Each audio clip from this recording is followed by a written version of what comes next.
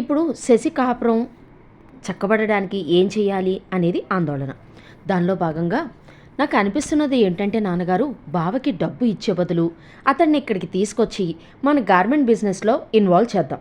మనకు కూడా work load బాగా పెరిగింది కదా, అతను ఇక్కడికి వస్తే అందరికీ ఉపయోగకరంగా ఉంటుంది అన్నాడు శ్రీపతి. నువ్వు చెప్పేది బాగానే ఉందిరా, కానీ అతడు ఇక్కడికి వచ్చేందుకు అతడి తల్లిదండ్రులు అంగీకరిస్తారంటావా అన్నాడు కోటిరత్నం సందేహంగా చూస్తూ. మనం మామూలుగా చెప్తే వినరు నాన్నగారు. ముందు మనం అక్కడికి వెళ్ళి అక్కడ వాళ్ళ పరిస్థితులు ఎలా ఉన్నాయో తెలుసుకుందాం, వాళ్ళ ఆలోచనలు ఎలా ఉన్నాయో అంచనా వేద్దాం. నిజంగా ఫణిబావ కాకుండా వాళ్ళ నాన్నగారి డబ్బులు అవసరం పడి మనకి కబురు పెట్టి ఉంటే ఏదో విధంగా డబ్బు సర్దుబాటు చేద్దాం. కాదు, బావే ఇదంతా చేశాడని రూఢి అయితే ఏదో విధంగా వారందరినీ ఒప్పించి చెల్లిని బావని ఇక్కడికి తీసుకొచ్చేద్దాం అన్నాడు శ్రీపతి. అతని ఆలోచన శశికళతో పాటు అందరికీ నచ్చింది. ఎందుకైనా మంచిది, వాళ్ళు అడిగిన డబ్బు వెంట తీసుకెళ్తే సరి, అక్కడ అవసరాలు ఏమిటో మనకు తెలియదు కదా అంది శారద ఆలోచనగా. ఇప్పుడు అంత సొమ్ము ఎలా వస్తుందమ్మా, తర్వాత చూద్దాంలే అన్నాడు కోటిరత్నం. అలా కాదు మావయ్య, ఎందుకైనా మంచిది, తీసుకువెళ్ళండి. నా దగ్గర 2 లక్షలు ఉంది, ఇప్పుడే షాపు నుండి తీసుకొచ్చి ఇంట్లో పెట్టాను, అది తీసుకెళ్ళండి అంది శారద. అవును నాన్నగారు, శారద అన్నట్లు చేస్తేనే మంచిది. తీరా అక్కడికి వెళ్ళాక నిజంగా వాళ్ళకి డబ్బు అవసరం పడితే మనం ఏం చేయగలం? అసలు చేతిలో డబ్బు లేకుండా వెళ్తే మన మాట ఎవరూ ఖాతరు చేయరు అన్నాడు శ్రీపతి. సరే, మీ మాట ఎందుకు కాదనాలి, అలాగే చేద్దాంలే అన్నాడు కోటిరత్నం. సమస్య సాల్వ్ అయినట్టే కదా, ఇంకా నువ్వు ప్రశాంతంగా నిద్రపో అమ్మా అంటూ చెల్లెలి భుజం తట్టి అక్కడి నుండి లేచాడు శ్రీపతి. శారద లేచి పిల్లల దగ్గరికి వెళ్ళబోయింది. ఇప్పుడు వాళ్ళనెందుకమ్మ కదిలించడం, నిద్రపోయారు కదా, మీరు వెళ్ళండి అంది కాంతమ్మ. సరే అయితే అంటూ శారద శ్రీపతి బయలుదేరారు అక్కడి నుండి. శారద ఇచ్చిన డబ్బులు పట్టుకుని మర్నాడు ఉదయం శశికళను తీసుకుని రాజమండ్రి కారులో బయలుదేరారు. వాళ్ళు వెళ్ళేసరికి ఉదయం 9 గంటలైంది. ఇంట్లో వాళ్ళంతా చాలా ఆందోళన పడుతూ కనిపించారు.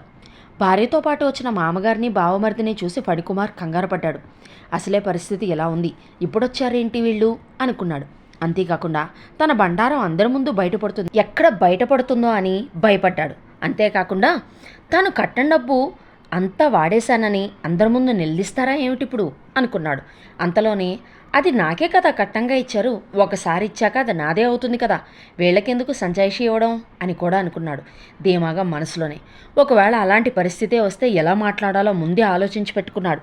అతడి తల్లిదండ్రులు మాత్రం ఇలాంటి సమయంలో వీళ్ళొచ్చారెందుకు అనుకున్నారు అసహనంగా.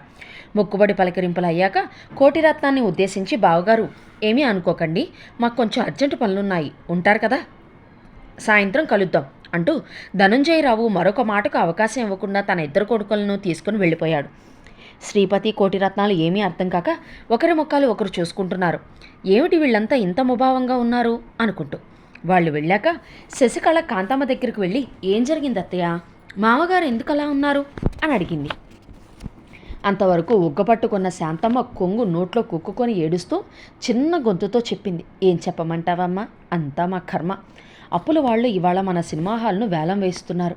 ఇంత బ్రతుకు బతికి ఇంటి వెనక చచ్చినట్టు ఈరోజు మన పరువు మర్యాదలన్నీ బజార్లో పట్టాయి అంటూ వియ్యాల వారున్నారనే ఆలోచన రావడంతో బయటకు శబ్దం రాకుండా ఏడవసాగింది శాంతమ్మ.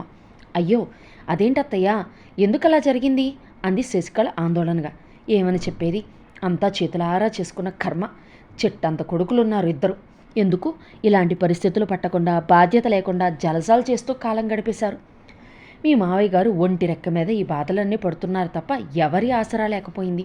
అయినా వాళ్ళని అనుకుని లాభం, వాళ్ళని అధికారాపం చేసి చెడగొట్టింది మేమే కదా, దాని ఫలితం ఇప్పుడు అనుభవిస్తున్నాం. ఈవేళ సినిమా హాలు పోయింది, రేపు స్టీల్ షాప్ అవుతుంది, ఆ తర్వాత ఇల్లు అవుతుంది, అంతే. చేసుకున్న వాళ్ళకి చేసుకున్నంత మహాదేవా అని అనుభవించక తప్పదు కదా అంది శాంతమ్మ విరక్తిగా. ఆమె మాటలకి జవాబు ఏం చెప్పాలో తోచక ఓదార్పుగా అత్తగారి వైపు నిమురుతూ ఉండిపోయింది శశికళ. ఇలాంటి స్థితిలో మీ అన్నయ్య నాన్నగారు ఇక్కడికి వచ్చారు. వియ్యాల వారి ముందు మా పరువేమైనా మిగిలిందా అసలు? ఏ ముఖం పెట్టుకుని వాళ్ల ముందు తిరగగా అంది కాంతమ్మ తిరిగి ఏడుస్తూ. అత్తయ్య బాధపడకండి, అన్నయ్య నాన్నగారు అర్థం చేసుకునే వాళ్లే కానీ మన పరిస్థితిని చూసి ఎగతాళి చేసేవాళ్ళు కాదు. ఉండండి, వాళ్ళిద్దరికీ ఈ సంగతి చెప్పొస్తాను, నేను అక్కడికి పంపిస్తాను, మావయ్య గారికి కాస్త సపోర్టుగా ఉంటుంది అని చెప్పి హాల్లోకి వచ్చిన కోటిరత్నం శ్రీపతుల దగ్గరికి వచ్చింది శశికళ.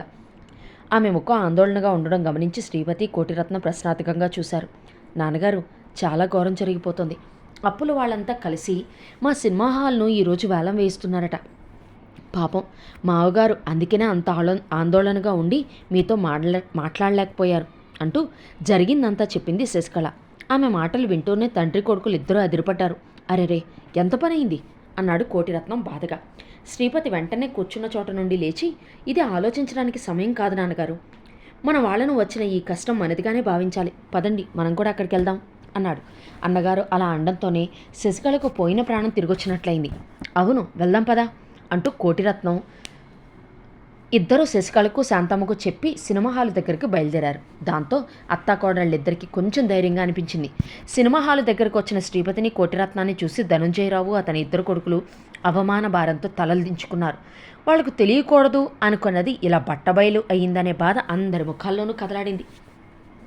కోటిరత్నం ధనుంజయరావు దగ్గరికి వెళ్ళి, జరిగిందంతా మా చెల్లాయి చెప్పింది బావగారు, బాధపడకండి, ధైర్యంగా ఉండండి. మీకు కష్టం వస్తే ఒకటి, మాకు కష్టం వస్తే ఒకటినా? అసలేం జరిగింది? ఎందుకు సినిమా హాల్ను వేలం వేస్తున్నారు అని అడిగాడు అనునయంగా. ఎలా జరిగిందంటే ఏం చెప్పను బావగారు, చేసిన అప్పులు అనుకున్న సమయానికి తీర్చలేకపోయాను, అందుకే ఇలా అన్నాడు విరక్తిగా చెయ్యి ఊపుతూ. అదేరే పడకండి మావయ్య గారు, ముందు ధైర్యాన్ని కూడగొట్టుకోండి. అసలు మనకు ఉన్న అప్పులెన్ని, ఈ ప్రాపర్టీ కాస్ట్ ఎంత ఉంటుందో ఎస్టిమేట్ చేయించారా అని అడిగాడు. అప్పు దగ్గర దగ్గర 40 లక్షలు ఉంది శ్రీపతి. ఇక సినిమా హాలు బాగా పాతపడిపోయింది కనుక అట్టే ధర రాదు. ఈ హాలు మా నాన్నగారి హయాంలో కట్టించారు. ఈ ఊళ్ళో ఆ రోజుల నాటికి ఈ సినిమా హాలే గొప్పగా ఉండేది. ఇప్పుడది ఏమీ కాదు. ఊరి నిండా ఏసీ హాల్స్ ఉన్నాయి కదా, జనాలందరూ వాటికి వెళ్ళడానికే మొగ్గు చూపుతున్నారు. అందువల్ల ఆదాయం పడిపోయింది. దాని మీద వచ్చే ఆదాయం దీన్ని మెయింటెనెన్స్కే సరిపోవడం లేదు. ఫలానా వెంకట్రామయ్య గారి అబ్బాయి నిర్వాహకం వలన ఆయన కట్టించిన సినిమా హాలు పోగొట్టుకున్నాడని నలుగురు నా గురించి అనుకుంటారని తెల్ల ఏనుగును మేపినట్లు ఇంతకాలం దీన్ని నడుపుకొస్తున్నాను. నష్టాలు వచ్చినా కూడా ఆ పైన వ్యాపారంలో వచ్చిన ఒడిదుడుకుల వలన పూర్తిగా అప్పులు పాలైపోయాను అన్నాడు ధనుంజయరావు తల వంచుకొని. అంతే తప్ప నాకు ఇద్దరు అంది వచ్చిన కొడుకులున్నారు, వాళ్ళు ఎందులోనూ సహకరించరని, వాళ్ళ బాధ్యతారాహిత్యమే ఇంత కష్టాన్ని తెచ్చిపెట్టిందని చెప్పలేకపోయాడు అతడు. అయితే కోటిరత్నం శ్రీపతి కూడా అదేం పట్టించుకోనట్లుగా సానుభూతిగా చూశారు అతని వంక. ఇందులో మా నాన్నగారి తప్పేం లేదండి, మా తమ్ముడు నేను కొంచెం బాధ్యతగా ఉంటే మాకు ఈ పరిస్థితి వచ్చేది కాదు అన్నాడు ఫణికుమార్ పశ్చాత్తాపడుతున్నట్లుగా. అతని కళ్ళ ముందు వేలకు వేలు తన జల్సాల కోసం యథేచ్ఛగా షాపు నుండి తీసుకువెళ్ళి ఖర్చు చేయడం కదలాడింది. అలాగే లక్షలకు లక్షలు శశికళను బెదిరించి భయపెట్టి తీసుకొని బైకుల మీద బైకులు కొని డబ్బంతా నాశనం చేయడం గుర్తొచ్చింది. అదంతా ఇప్పుడు ఉండుంటే ఇప్పుడు మాకు ఇలాంటి పరిస్థితి వచ్చేది కాదు కదా అనుకున్నాడు బాధగా. సరే, జరిగిందేదో జరిగిపోయింది. మనం అప్పుల వాళ్ళందరితోనూ మాట్లాడి ఈ వేలం ఆపించగలమేమో చూద్దాం పదబావా అన్నాడు శ్రీపతి. ఏం చూసుకున్న వాళ్ళు వేలం ఆపుతారండి? నేను అనుకోవడం మాకున్న అప్పులకు ఈ హాలు కూడా చాలదేమో అనిపిస్తోంది. రేపో నేడో మా స్టీల్ షాప్ మీద కూడా ఈ డిగ్రీ తెస్తారేమో అని అనిపిస్తోంది నాకు అన్నాడు ధనుంజయరావు బాధగా. మీరు అలా నెగిటివ్గా ఆలోచించకండి మావయ్య గారు, నిజమే, మనం ఇప్పుడు పెద్ద ఆపదలో చిక్కున్నాము, అంత మాత్రాన ఆశ వదిలేసుకోవడమేనా? సినిమా హాలు శిథిలమైన ఊరికి మంచి సెంటర్లో ఉంది కనుక స్థలానికి మంచి రేటే పలుకుతుంది. అది కాదు అసలు సమస్య. ఇది మీ నాన్నగారి హయాంలో కట్టించారంటున్నారు కదా, దీన్ని నిలుపుకోవాలని మీకుంటే అప్పుల వాళ్ళని కొంత గడువు ఇమ్మని అడుగుదాం, లేదా సినిమా హాలు ఖరీదు కట్టించి దానికి ఉన్న అప్పులన్నీ సరిపెట్టుకోమని తిరిగి మన జోలికి రాకుండా ఉండేందుకు ఒప్పందం కుదుర్చుకుందాం అన్నాడు శ్రీపతి ఆలోచనగా. శ్రీపతి మాటలు కొంచెం ఊరటగా అనిపించాయి ధనుంజయరావుకి. ఇంతదాకా వచ్చాక ఇప్పుడు గడువు అడిగితే ఇస్తారంటావా బాబు? ఈ హాలు నిలబడితే మా నాన్నగారి పేరు నిలబడినట్లే అన్నాడు ధనుంజయరావు ఆశగా చూస్తూ. అతడికి హాలు పట్ల ఎంత మమకారం ఉందో బోధపడింది శ్రీపతికి. తప్పనిసరి పరిస్థితుల్లోనే దాన్ని వదులుకోవలసినందుకు సిద్ధమయ్యాడని అర్థమైంది. మావయ్య గారు, బిజినెస్ అన్నాక ఒడిదుడుకులు అనేవి సర్వసామాన్యం. మీరు ఇవాళ ఆఫీస్లో ఉన్నారు కనుక ఏమీ ఆలోచించలేకపోతున్నారు. కొంచెం స్థిమితంగా ఆలోచిస్తే చక్కని పరిష్కారాలు దొరుకుతాయి మీకు కూడా. కింద పడ్డామని ఎక్కడితోనే జీవితం అయిపోయిందని ఆగిపోకూడదు మావయ్య గారు. తిరిగి ప్రయత్నం చేసి గెలవాలి. మనల్ని చూసి నవ్విన వాళ్ళ నోళ్ళు మూయించాలి. అలాగే మార్చలేని గతం గురించి ఆలోచించొద్దు. మన చేతిలో ఉన్న వర్తమానం గురించి ఆలోచించి రేపటి రోజున అందంగా మలుచుకుందాం. ఏ పనైనా ఎంత కష్టమైనా ప్రయత్నం చేసి ఓడిపోవాలి, కానీ ప్రయత్నం చేయకుండా మనకింతే ప్రాప్తమని అస్త్ర సన్యాసం చేయకూడదు కదా. కష్టాలు ఎదురైనప్పుడే మనిషికి విజయం విలువ తెలుస్తుంది. అందుకే మనం జీవితంతో పోరాడి దాన్ని చేజిక్కించుకోవాలి. అదీ కాక నలుగురు ఏదో అంటారని అనుకుంటారని మన జీవన విధానాన్ని మార్చుకోకూడదండి. అలా అనేవాళ్ళంతా అవసరమైతే మనకు బెడికెడు అన్నం కూడా పెట్టరు. ఒకవేళ మనం కింద పడితే లేపడానికి ఎవరైనా చెయ్యి అందించి లేపేందుకు ముందుకొస్తారా? చెప్పండి. మనమే లేవాలి, బలం కూడగొట్టుకొని. అలాగే మనం పైకి వెళ్తే ఆ ఉన్నత స్థానం నుండి దింపడానికి వందల వేల చేతులు ముందుకొస్తాయి. అది మానవ నైజం. కనుక సంతోషమైన బాధ అయినా ఈ జీవితం మనది. దాన్ని మనమే అందంగా మలుచుకోవాలి. మీరు నాన్నగారి దగ్గర ఉండండి, నేను ఫణిబావ వెళ్ళి వాళ్లతో మాట్లాడొస్తాం. ఈలోగా మీరు కొంచెం విశ్రాంతి తీసుకోండి అంటూ ఫణికుమార్ని నరేష్ని తీసుకుని అప్పుల వాళ్ళందరూ ఉన్న చోటుకి వెళ్ళాడు. నమస్కారం అండి, నేను ఫణికుమార్ గారి బావమరిదిని, విశాఖపట్నం నుండి వచ్చాను అంటున్న అతని మాటలను పూర్తి కానివ్వలేదు వాళ్ళు. అయితే బంధువులను కూడా చూడకుండా మీకు కూడా వీళ్ళు టోపీ పెట్టారా అన్నారెవరో ఎగతాళిగా. అయ్యో అదేం లేదండి, నేను మీతో మాట్లాడదామనే వచ్చాను. మీరేమీ అనుకోనంటే నేనొక్క మాట చెప్తానండి అన్నాడు మెల్లగా. దాంతో వాళ్ళందరికీ మండుకొచ్చింది. ఇతడు తమలా అప్పు ఇచ్చినవాడు కాదని తెలియడంతోనే ఏం చెప్తారండి? ఏం చెబుతారు? ఇంకా కొన్నాళ్ళు గడువు కావాలంటారు, అంతే కదా? అప్పుడు మాత్రం ఈ అప్పులు ఎలా తీరుస్తారండి? ఎప్పటికే బోల్డ్ డబ్బు వీళ్ళ దగ్గర చిక్కడిపోయింది. వడ్డీ మాట దేవుడెరుగు, అసలుకే ఎసరొచ్చేలా ఉంది. అందుకే అందరం కలిసి ఓ నిర్ణయానికి వచ్చాం. ఈ హాలు వేలం వేయిస్తున్నాం అన్నాడు వారిలో ఒక ఆయన దూకుడుగా లేచి నుంచొని చేతులూపుతూ. నిజమేనండి, మీ డబ్బులన్నీ ఇలా ఒక్కచోటే బ్లాక్ అయిపోతే వ్యాపారం ఎలా కొనసాగుతాయి? నేను వ్యాపారస్తున్నే, ఆ సాధక బాధకాలు నాకు తెలుసు. మీ బాధను నేను అర్థం చేసుకోగలను కూడా అని శ్రీపతి సానుభూతిగా అన్న మాటలు వినడంతోనే వాళ్ళు కొంచెం శాంతించి అతను చెప్పే మాటలను ఆసక్తిగా వినసాగారు. ఇప్పుడు సినిమా హాల్ను వేలం వేసినా మీకు ఈ బాకీలన్నీ పూర్తిగా తీరుతాయో లేదో అనుమానమే కదా. అందుకే ఇన్నాళ్ళు ఆగారు కదా. మరో 6 నెలలు ఆగండి. మీ అందరి బాకీలు అనా పైసలతో సహా చెల్లించే ఏర్పాటు చేస్తాను నేను అన్నాడు శ్రీపతి నచ్చ చెప్తున్నట్లుగా. 6 నెలలు ఆగమనడంతోనే తిరిగి కోపం చోటు చేసుకుంది వారిలో. ఎలా చేస్తారండి? మాకేంటి భరోసా? ఇలాంటి వాగ్దానాలు గడువులు చాలానే అయ్యాయి. అవన్నీ చూసి విని విని విసిగెత్తిపోయాం మేమందరం. అందుకే ఇంకేమీ చెయ్యలేక కోర్టుకెళ్ళాము. ఇప్పుడు మీరు మళ్ళీ గడువు అంటున్నారు. ఇంకా మా వల్ల కాదండి అని ఒకరంటే, అయినా మా అప్పులకు ఈ హాలు చాలకపోతే ఇల్లు షాపు ఉంది కదా, అవి జప్తు చేయిస్తాం కానీ ఊరుకుంటామా అన్నాడు మరొక ఆయన దూకుడుగా. వాళ్ళలా దూకుడుగా కాకుండా శాంతంగా బదిలిచ్చాడు శ్రీపతి. అది ఎలా కుదురుతుందండి? షాపు ఇల్లు ధనంజయరావు గారి భార్య శాంతమ్మ గారి పేరు మీద ఉన్నాయి కదా. అందుకే శాంతి స్టీల్ ట్రేడర్స్ అని, శాంతి నిలయం అని షాపుకి ఇంటికి ఆమె పేరు పెట్టారు. లీగల్గా మీరు వాటిని జప్తు చేయిస్తామన్నా చెల్లవు కదండి అన్నాడు శ్రీపతి మెల్లగా. నిజానికి అతడికి ఆ ఇల్లు షాపు ఎవరి పేరున ఉందో తెలియకపోయినా చీకట్లో బాణం వదిలాడు. అతడి మాటలు వారి మీద బాగా పనిచేశాయి. నిజమే, ఆవిడ పేరు మీద ఉంటే మేము జప్తు చేసినా చెల్లవు కదా అనుకున్నారు తమలో తామే. ఒకరి ముఖాలు ఒకరు చూసుకొని అయోమయంగా ఉన్నారు. అంతవరకు ఆవేశంగా మాట్లాడిన వారు కాస్త గాలి తీసిన బెలూన్లా చప్పబడిపోయారు. వారు మెత్తబడటం గమనించిన శ్రీపతి కొనసాగించాడు. నా మాట వినండి. మీరంతా ఒక ఊరి వాళ్ళు. తెల్లారు లేస్తే ఒకరి ముఖాలు ఒకరు చూసుకోవలసిన వాళ్ళు. ధనంజయరావు గారి తండ్రి వెంకట్రామయ్య గారికి ఈ ఊరిలో ఎంతో మంచి పేరు ఉన్న సంగతి మీకు అందరికీ తెలుసు. ఆయన 10గురికి ఉపకారం చేసిన మనిషే కానీ అపకారం చేసి ఎరుగరని ఎప్పటికీ అందరూ చెప్పుకుంటున్నారు కదా. అది మీకు తెలుసు. ధనంజయరావు గారు కూడా వారి తండ్రి పేరును ఇంతకాలం కాపాడుకుంటూనే వచ్చారు. ఆయన పేరు కూడా పోకూడదని నష్టాలు వస్తున్నా ఈ వెంకట్రామ టాకీస్ను నడిపించుకొస్తున్నారు. అందువల్లనే వారికి ఇన్నప్పులయ్యాయి. సరే, ఇక అసలు సంగతికి వస్తాను. ఈ హాలు వేలం వేసినా మీకందరికీ పూర్తి డబ్బు రాదు. అందుకని మాకు 6 నెలలు గడువివ్వండి అంటున్న శ్రీపతి వైపు అసహనంగా చూశారంతా. గడువిస్తే మాత్రం ఇంతకాలం తీర్చలేని అప్పును ఈ 6 నెలల్లో ఎలా తీరుస్తారండి? మేము కష్టపడి కోర్టుకెళ్ళి డిగ్రీ తెచ్చుకున్నాం. అది ఎలా క్యాన్సిల్ చేయించమంటారు? అసలు ఏ భరోసాతో దీన్ని రద్దు చేయమంటున్నారు అన్నాడు ఒక ఆయన ఉద్రేకంతో ఊగిపోతూ. ఈ వేలం రద్దు చేస్తే ఇంకెప్పటికీ ధనంజయరావు నుండి ఇంకేమీ రాబట్టలేమని వాళ్ళ భయం. ఆగండి, తొందరపడకండి. నేను గడువు అడిగినందుకు మీకు కోపం రావడం సహజం, అందులో తప్పేం లేదు. అందుకే ఈరోజు మిమ్మల్ని నేను వట్టి చేతులతో పంపాలనుకోవడం లేదు. ఈ వేలం ఈరోజు నిలిపేస్తే 6 నెలల గడువుతో మనం ఒక అగ్రిమెంట్ రాసుకుందాం. తర్వాత కూడా మీ సొమ్ము చెల్లుబాటు చేయకపోతే హాలు వేలం వెద్దురు కానీ.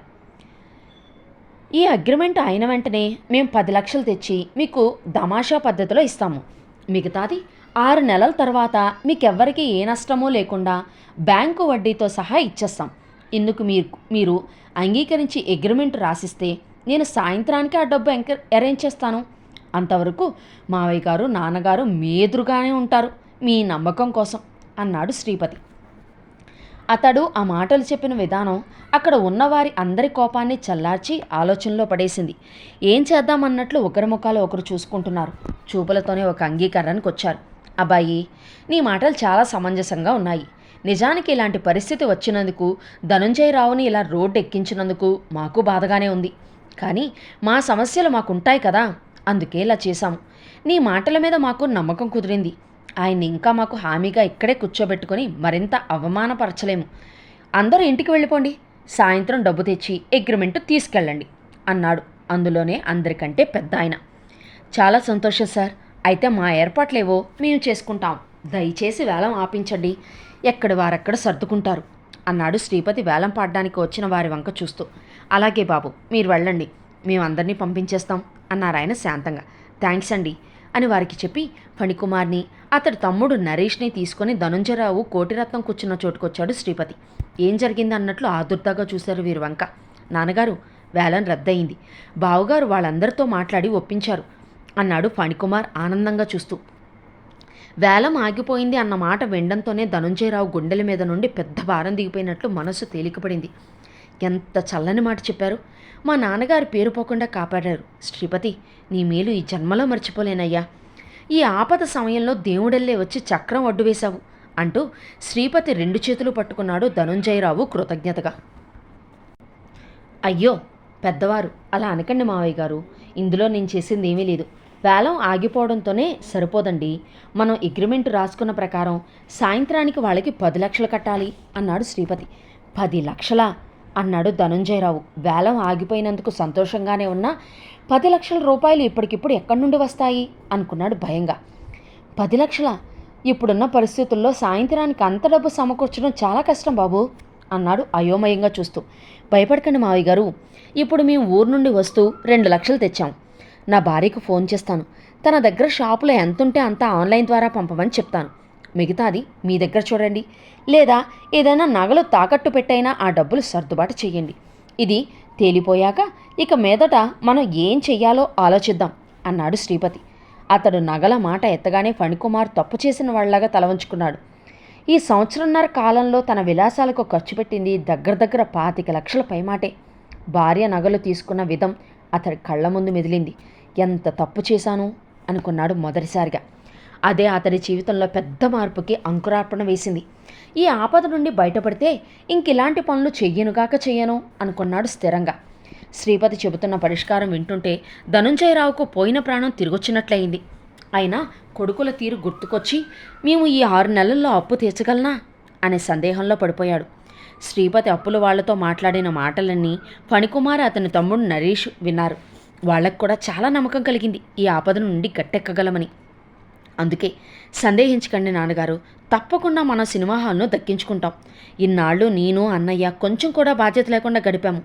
ఇక మీదట కష్టపడి పనిచేసి బావగారు అన్నట్లే మన అప్పులన్నీ తీర్చేద్దాం అన్నాడు నరేష్ తండ్రి చేతిలో చెయ్యేస్తూ. ఫణికుమార్ కూడా తన చేతులు కలిపి, నిజం నాన్నగారు, ఇంకెప్పుడూ ఎవ్వరి ముందు మీరు తలదించుకునేలా చెయ్యము. జరిగిన దానికి నేను కూడా ఎంతో బాధపడుతున్నాను. ఇలాంటి పరిస్థితి పునరావృతం కాకుండా చూసుకుంటాను అన్నాడు దృఢంగా.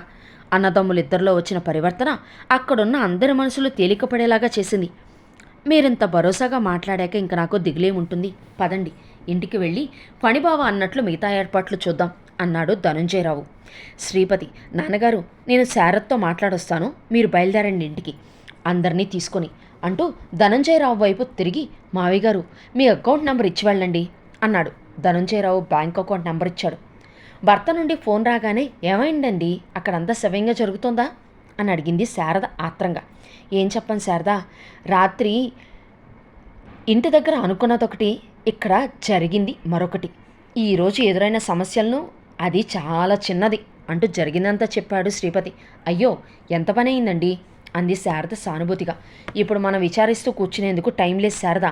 నువ్వు వెంటనే ఏదో ఒకటి బాధపడి 5 లక్షలు పోగు చేసి శశి మామగారు అకౌంట్లోకి వెయ్యి. ఇదిగో నెంబర్ నోట్ చేసుకో అంటూ నెంబర్ చెప్పాడు.